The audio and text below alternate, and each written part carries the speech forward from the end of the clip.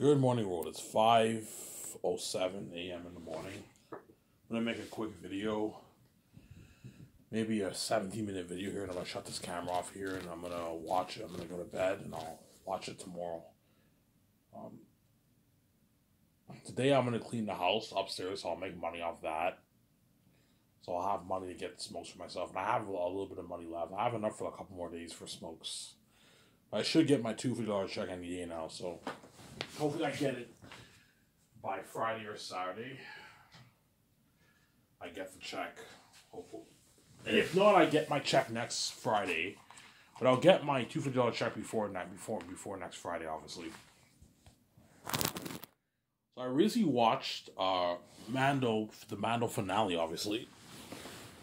And I thought the episode was a good episode. It was entertaining, obviously. The best episode for me would be episode 7. And you had to build up for the finale. The finale was not what I thought it'd be. I thought it'd be more epic than that. Din Djarin adopts Grogu as his own son. He makes a deal with the New Republic. He wants to work for the New Republic and all stuff. And so season 4, Din Djarin will be training Grogu, obviously. I waited 2 years for this.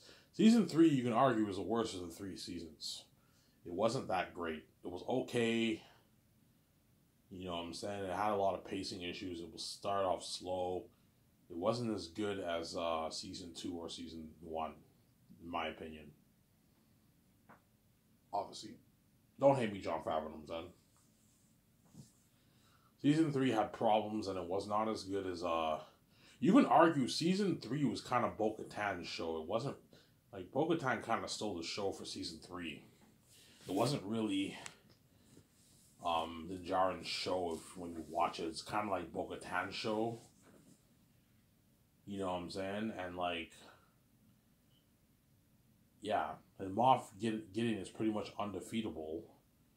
Din Djarin couldn't take him. Bo-Katan couldn't take him. And in season 2, Din Djarin defeats Moff Gideon. But to be fair, Moff Gideon upgraded himself because he's now a Mandalorian. He has his Mandalorian suit and everything.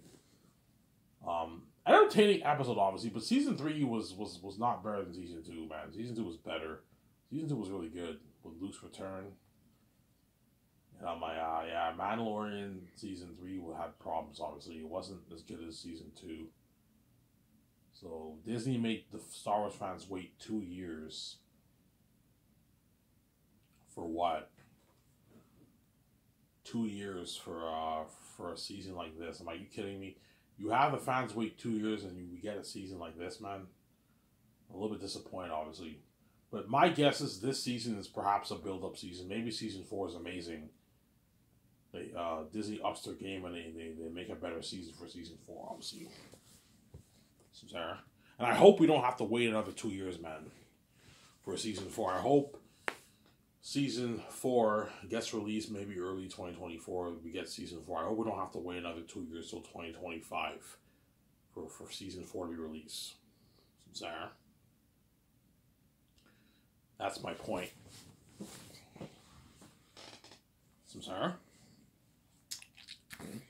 That's my point, obviously. That's my point.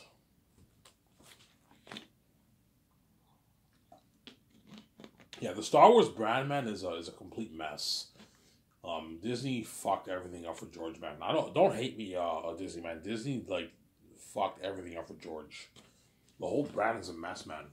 The only thing that's good about Star Wars is the Disney Plus shows, obviously, but a lot of their shows are not that great. Obi-Wan was not that good. Boba Fett was not that good. Mando was good, but season 3 was a letdown. It wasn't that great. Season 1 and 2 were good, but season 3 was not that great. Andor, I did not watch all of it yet. I'm halfway through the season. I gotta finish that season. I'll watch it eventually and finish it, obviously.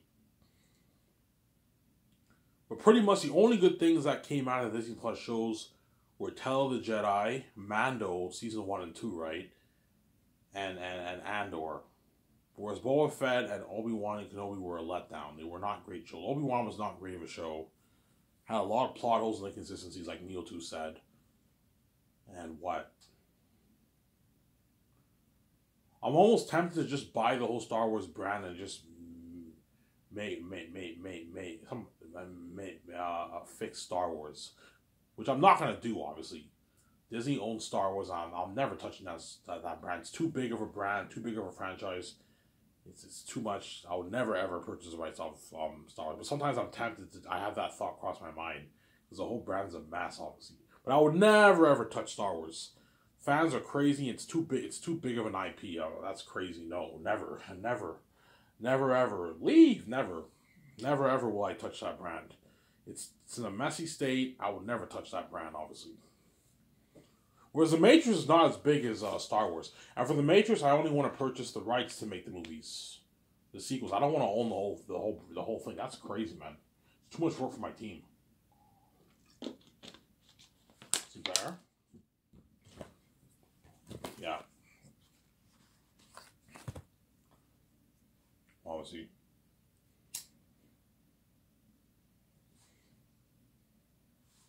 Yeah, Disney fucked up George Lucas' Star Wars, man.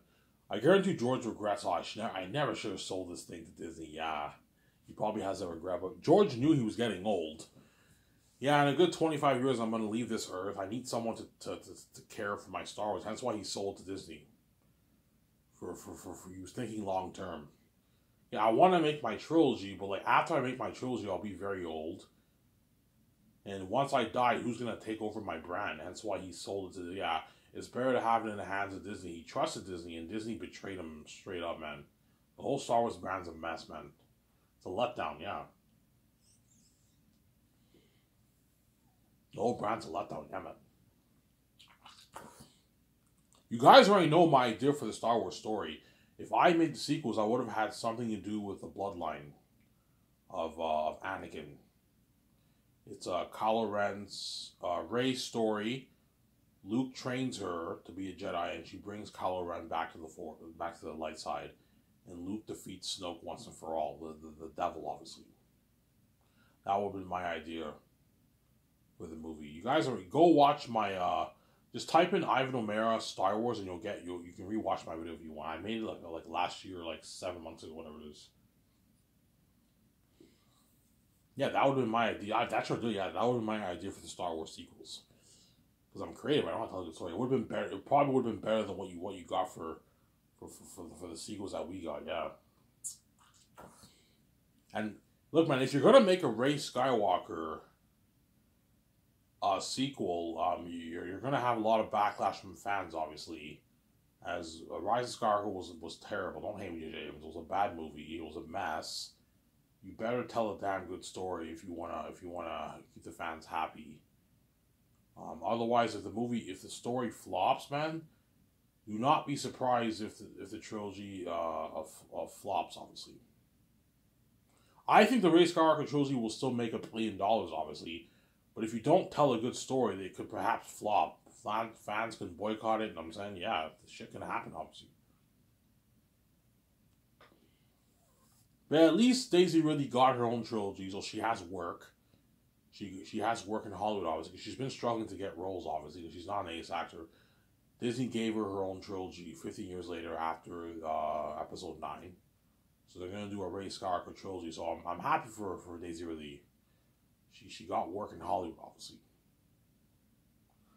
And who knows, maybe John Boyega will show up in the trilogy too.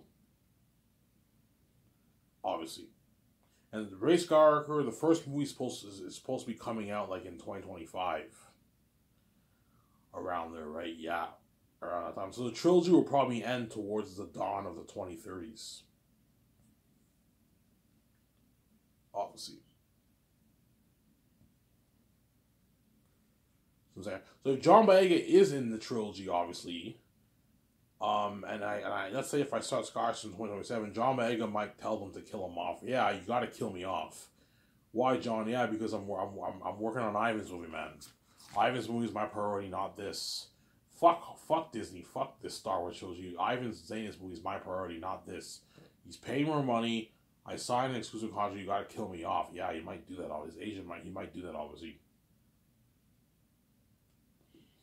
or find a way to write out his character. He does something else or some of that. Yeah, obviously.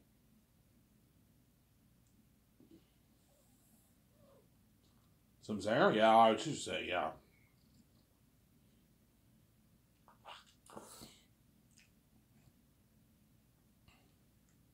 Obviously, some Zare. Yeah, because I watched Neil Tuse's video. I think he's still going live. He's about done his video now. He's ending his video now. Obviously, he did the watch party for the finale of Mano, and you can tell he was disappointed. He wasn't happy. Obviously, we waited 2 years for this. Yeah, for this season. Yeah, waited 2 years for this fucking season, man. That's why I hope the fans do not wait another 2 years for season 4. I hope. Jon Favreau said he already wrote season 4, so my guess is early 2024 we'll get season 4. Early 2024 we'll get season 4 of The Mandalorian. Obviously, we'll get season 4 of The Mandalorian.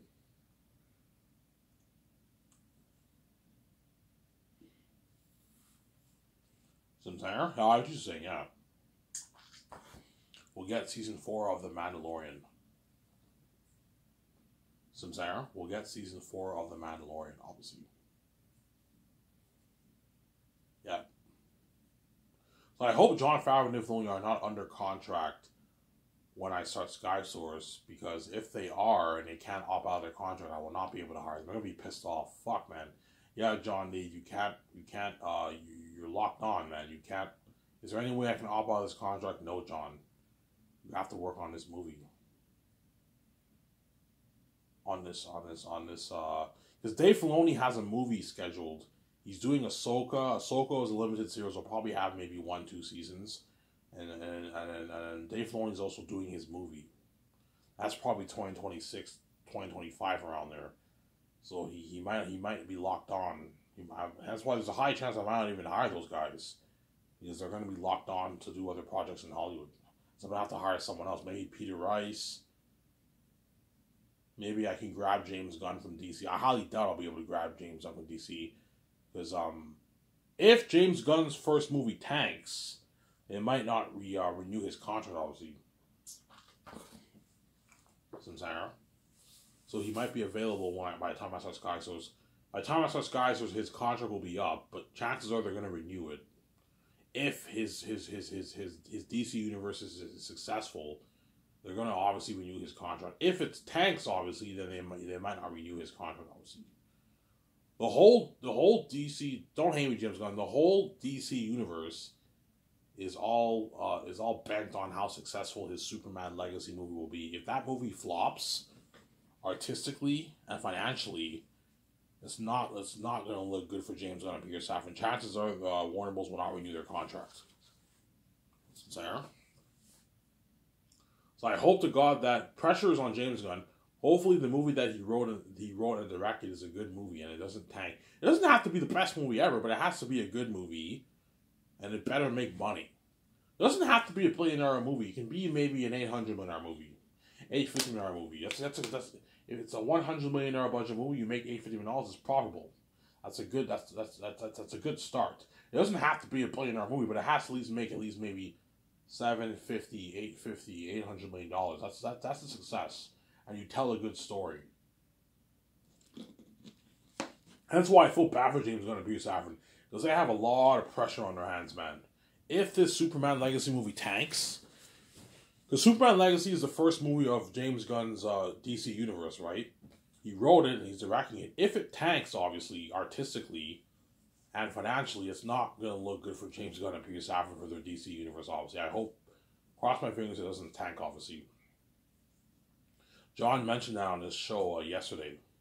Hopefully this thing is solid and it doesn't tank. Yes. Obviously. A lot of pressure, obviously. Just like I have pressure, too. Hopefully Zayas does not flop artistically. I know it will be successful financially, but hopefully it doesn't flop artistically. Because you have financial flops and you have artistic flops. Just because a movie makes money doesn't necessarily mean it's a great movie, right? But most movies that make money are usually good movies or good enough movies. They're good movies. For example, Attack of the Clones made, I think, $800 million. It was made for about $100 million. It made $800 million, and yet the Attack of the Clones is not that great of a movie. Attack of the Clones is the one movie in George Lucas prequels where I think it's pretty bad. It wasn't great. It was a pretty bad movie, obviously, Attack of the Clones. Phantom Menace was pretty good. Revenge of the Sith, in my opinion, is a masterpiece. I don't care what anybody says. It's a masterpiece. It's arguably my favorite Star Wars movie. Revenge of the Sith.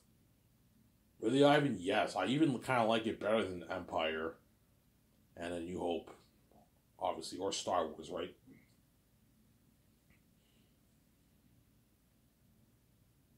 But yeah. Obviously. Revenge of the Sith was my second best movie experience at the theaters after Fellowship of the Ring. Fellowship of the Ring was my best experience. Obviously, in theory, in movie history, I've never been so hooked watching a movie. Imagine me as a 10-year-old kid watching Fellowship of the Ring. I thought the orcs were so scary when I saw the movie. They were fucking freaky, man. Yeah, that movie scared the shit out of me when I saw it. Because I was a 10-year-old kid, and I never saw a horror movie when I was a kid. And that was the first time I saw like a scary movie like that. I thought those orcs creeped me out. But now when I watch it, it's not that scary, obviously. Sincera? It's not that scary, obviously. It's not that scary. Sincera? It's not that scary. And then my second best movie experience was Revenge of the Sith. I remember when I saw it, this was what, 2005, I think? I was 13 years old. I remember I saw it by myself. My step-parents gave me $20 and I went to theaters and I saw it. They dropped me to theaters and I saw Revenge of the Sith and boy was I hooked. This movie's sick. It pissed me off how Anakin went to the dark side, but man, it was an amazing movie experience, Revenge of the Sith. I thought it was this is a masterpiece. Yeah, it was a masterpiece, man. That movie, that's the one movie in George Lucas prequels where you can go, yeah, it's a good movie.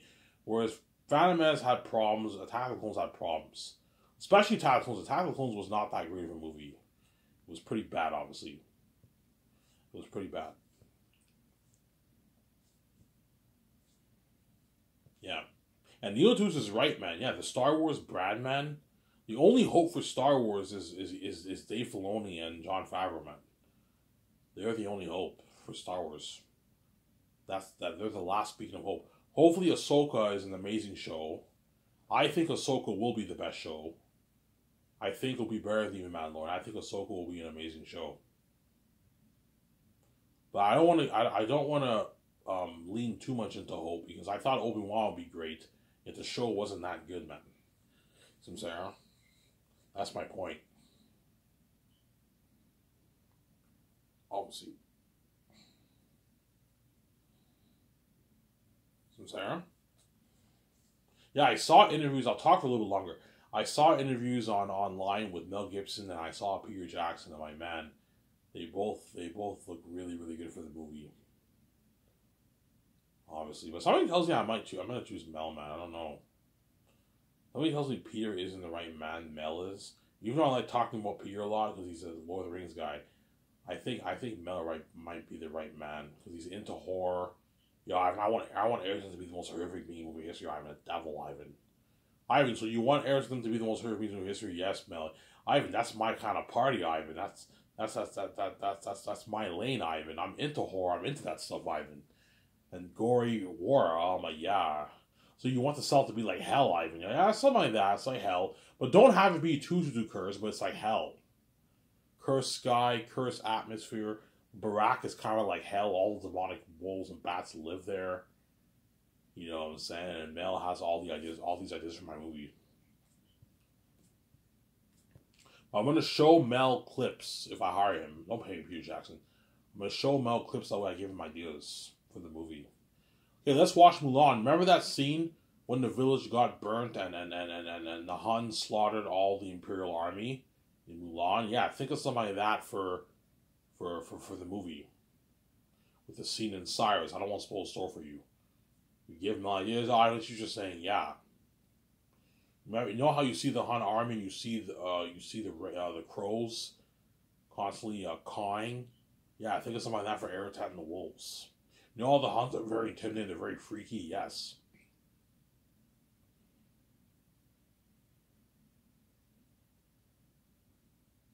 Samsara? Yes, yeah.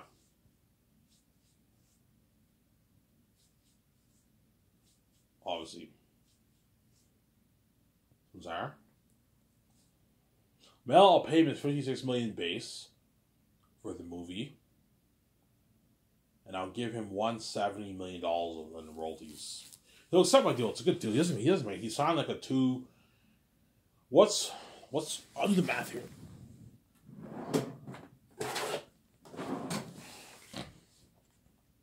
So 56 million plus 170 plus 25.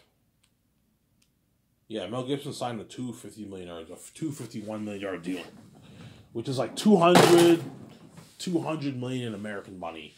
So Mel Gibson signed a $200 million deal. That's good enough. He'll walk away with like 198, 99, 100 million in his bank after taxes and his agent. Mel Gibson will make about $100 million for my movie after taxes. A lot of money. Fucking massive deal he signed, obviously. Not the kind of money Pierre's making, but Pierre's much bigger than Mel. That's why I'm paying him more. But Mel signed a massive deal. That's a deal I don't even make this in Hollywood. Yeah, it's a good deal, obviously.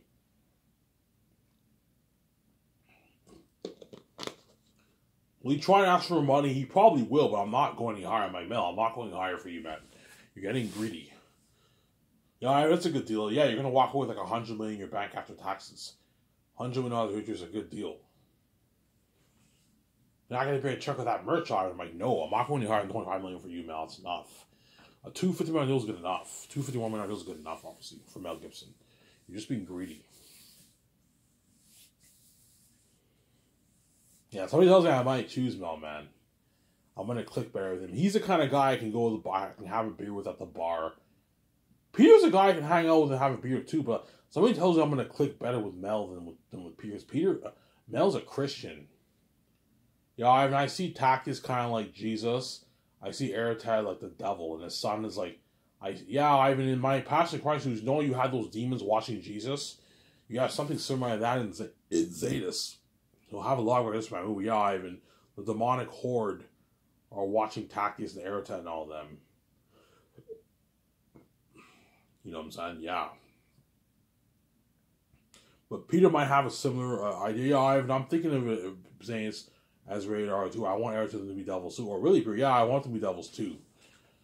You know what I'm saying? Yeah.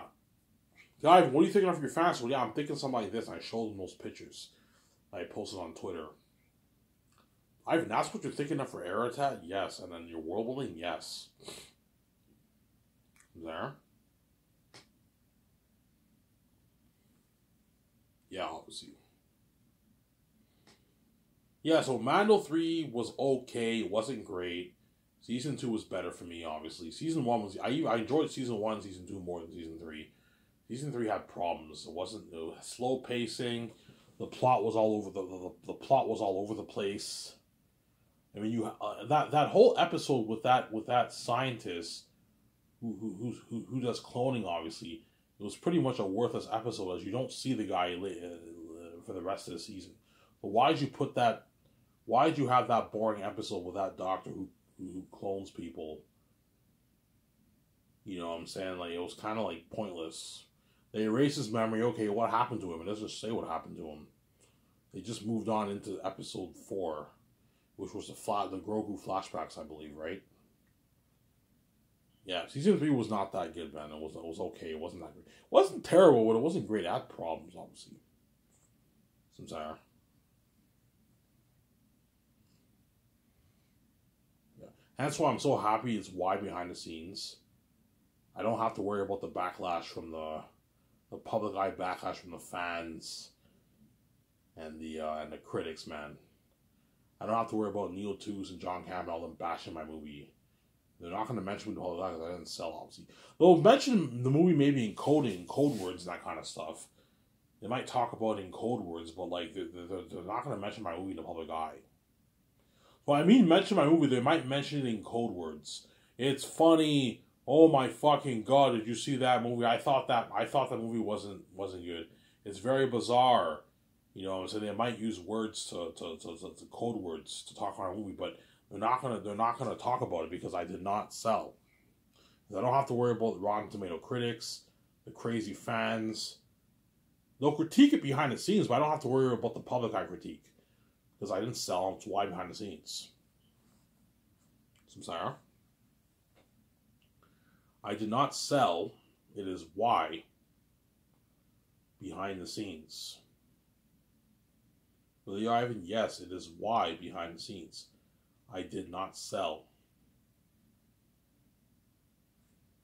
Samsara. It is why behind the scenes I did not sell. I did not sell. Obviously. So Mel Gibson, if I choose him, no hate Reed Jackson, I'll have him help me co-write the script. So I can make a 30-minute video. I'll just make a 30-minute video here. I already went over 17 minutes. I'll have Mel help me co-write the script every morning from 9 to 12.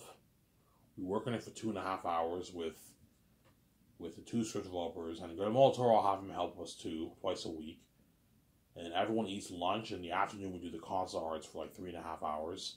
2 3-minute breaks. And when Mel Gibson goes back to his hotel, I want Guillermo del Toro helping him with the notes. George, you're more than welcome to help those two with the notes too if you want. Same goes for Peter, obviously, if I choose Peter. Samsara.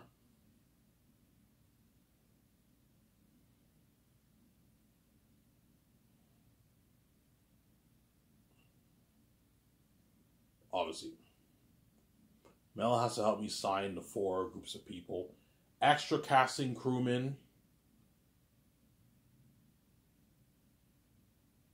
Right? Costume designers. Weather workshop. And the mask designers who are going to create the demonic masks and costumes. You got to hire a big team. For the mask designers, I'll probably hire maybe a 50 team for that. 60, 50 team for that. You got to hire a big team. 40 teams enough. Hire a 40, 45 team for those guys, for all those guys. It's enough. That way you save more money and create more room for the other sections in the crewmen.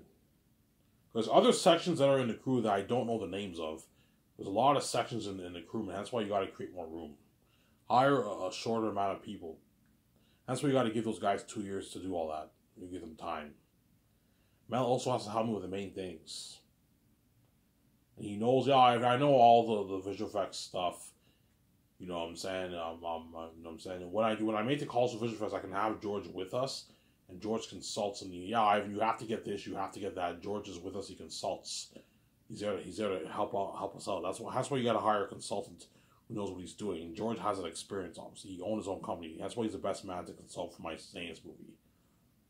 Make the calls for the IMS cameras. You go over the cameras. We have to rent a hotel for the red carpet event and the party. 2-day party, crazy party. We need to buy the food. We need to rent kitchen equipment. We need to make the calls for the visual effects equipment for all the departments to work with. You know what I'm saying? We need to what? Make the calls for the costumes, the armor, the weapons, and the machines for creating the mask. Because I don't want Airtendant to be a full-on CGI character.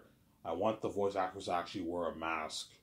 Like the orcs did in Lord of the Rings, the original Lord of the Rings. But I don't want them looking too natural like those orcs look like in Lord of the Rings. Otherwise the movie won't be as good. I want them looking more amazing like Thanos, but they look more natural too. So the 50-50 balance. So because they're wearing the costume and the mask, they look more natural. Because I'm applying hundreds of millions of dollars worth of visual effects towards these masks, they look very amazing too. So they look more natural, but they look also very amazing. I don't want them looking too computery like Azog and Lord of the Rings. That's why I don't want full-on CGI like Azog and The Hobbit. But I also don't want them looking too natural like the Orcs and Lord of the Rings. Otherwise, the movie won't be as good. That's why you got to mix the two. Obviously. And Mel's like, I'm excited for your movie, man. I can't wait for this movie. This movie's going to have crazy worldwide buzz. I'm like, yeah, Mel. Ivan, the heirs of them are going to be demons. Like, 600 million towards visual effects? I'm like, yeah, man. I was like, holy shit. Looking at demons. Ivan, you gave me an unlimited pledge. I can do whatever I want in this movie, man. Yeah, I can have your world look amazing, have the heirs to be the most horrific movie history, AI devils. Ivan, you're looking at, like, artificial intelligent devils, Ivan. Looking at real horror. I'm like, yes, that's why looking at best story told the most picture. Ivan, like, this will make my Passion of Christ look like PG, man. My demons in Passion of Christ look PG, Ivan. Yeah, they're all demons. The wolves and the bats, man. Look at an amazing story. Antacius is the prince of the north. Aretas the king of the south. Ivan, the king of the animal kingdom. Oh my, yeah, he's the king of the animal kingdom. The south is cursed, kind of like hell. Mel will tell me, I'm thinking something like hell. Yeah, Barak is kind of like hell. It's like all the demonic beings live there. And the south is cursed. And a mist veils the south. A veil, Ivan. Yeah, you have this veil that veils the south. So whenever you're journeying to the south, there's a mist that blocks what the south really looks like. So it's very deceiving. You think it looks different than the north. You can tell it's a different region, obviously, but the mist veils it. And once you pass that mist, you now know what territory you're in. It's cursed, and you're in Aretas region. He's the king of the south, and Ephesus is the king bad of the mountains. Look at an amazing story, yeah. And that's why Peter and Mel are really going to compete hard for that job. That's been crazy. You're going to see Peter and Mel competing hard, man. They're going to give each other dirty because they want to be my movie so bad. They want to be saved. They want to direct that kind of movie. They want unlimited budget. They want to work for me, obviously. They don't want to be left behind. They want to be saved. That's why they're going to compete hard for that job. Somebody tells me, Vijay will tell me, I think Mel's your man. He's a Christian. I click better with him than I did Peter. Peter's a little bit annoying, Ivan, with his New Zealand accent, you know what I'm saying? And my tutor was like, Ivan, I think Peter's your man. George's like, Ivan, I think Mel's your man, not Peter. I think I click with Mel more than I did with Peter, Ivan. Okay, fine, fuck it. I'll choose Peter. I'll choose Mel. I choose Mel Gibson, you know what I'm saying? Yeah. I think he's the right man, not Peter, you know what I'm saying? You know, so, but I don't want to regret it. That's why you got to interview both of them. Because the last thing you want to do is hire Peter and you regret, I should have hired Mel. And you hire Mel, like, I should have hired Peter, you know what I'm saying? That's why it's tough, obviously. And I hope this thing does not get delayed. Which it won't. I'll save my money. Early next year, I'm going to get it edited right away. Once I have the money for it. And then once it's edited, all I have to do is get a copyright. My book's ready to release on Lulu, and I'll let the families know. And their true nature will come out, and I pay this fee, and I cry my eyes, and I save my wife, and I peace out her. And I make that movie, and you're all left behind. You're not saved. And Peter or Mel will experience that fame success with me. The buzz of Aretat and all them devils. The stars are going to experience that success and fame with me. Aretat and all them devils. The worldwide fame. Yeah, man. Hey, it was for us. I don't remember signing up here, so you guys enjoy this video.